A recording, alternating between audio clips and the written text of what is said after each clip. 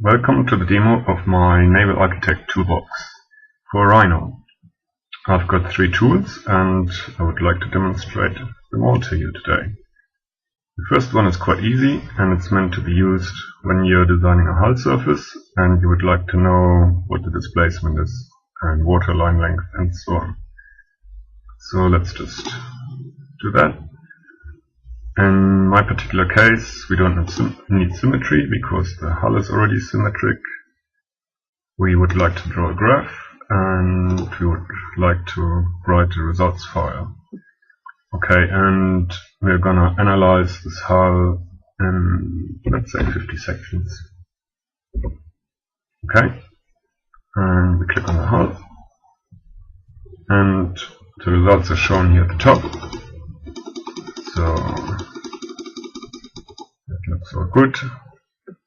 The plugin also draws a curve of the section areas, and because we requested an output file, we also have results. It should be this one. Okay, it's a regular CSV file. You can just open it in Excel.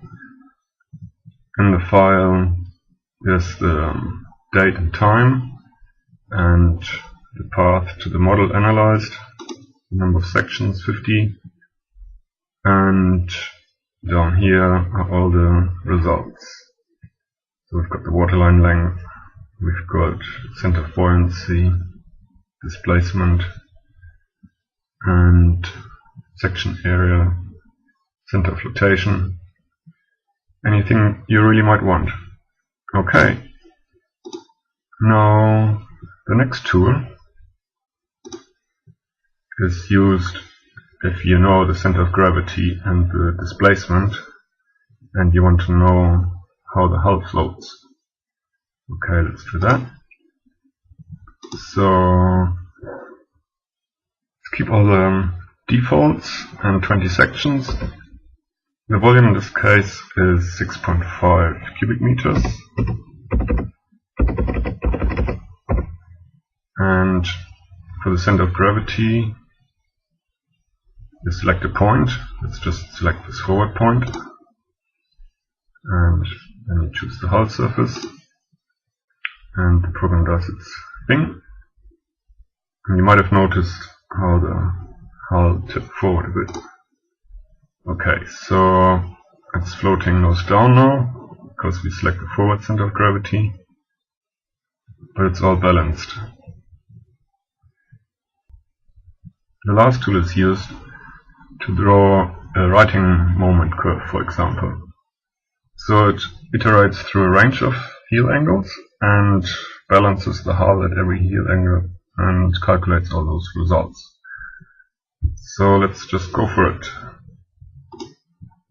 Number of sections, let's use 20 again. Increment in degrees, let's increment in 5 degree steps, and let's use 18 steps. That's from 0 to 90 degree heel angle. The displaced volume is 6.5 cubic meters. And the center of gravity, let's just use the proper one. And now we select the hull. Okay, the first step is to actually balance the hull at 0 degree heel angle. And now the plugin copies the surfaces, balances them, ensures the displaced volume is correct and the center of gravity is correct. And then it pastes the surface into the model, all automatically. Up here there's some status information just to see what's happening. So we're at 65 degrees. Okay, should be almost there. Okay, done. So now we've got 18 hull surfaces. Every one of them should be balanced. So let's just check it. My center of gravity is at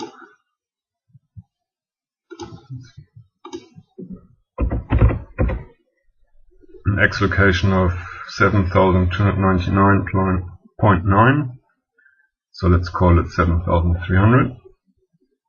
And to check, we're just going to use the regular Rhino hydrostatics, and let's just analyze this one. Okay, so we've got a displacement of 6.5 cubic meters, and the center of buoyancy is at 7,298.5, so it's 1.5 millimeters out. Pretty close. Okay, now in this case it's a bit impractical to show all the results in the Rhino window, so the results are written to a file by default. And as you can see, all these columns are for different heel angles, and this is all the information we've got. Now you can easily plot a graph, for example, of the writing moment curve. There we go, done.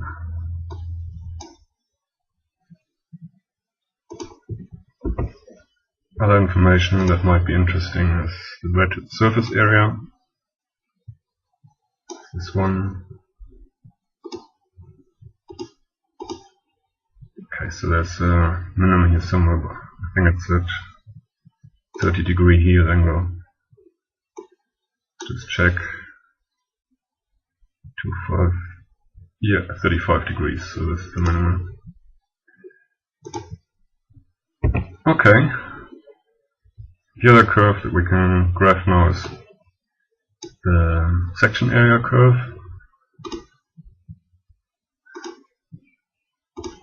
So we still analyze the hull in 20 sections. This is all the data. And here's the section area curve at a heel angle of 35 degrees. That's it pretty much. I do hope you like my toolbox, and enjoy!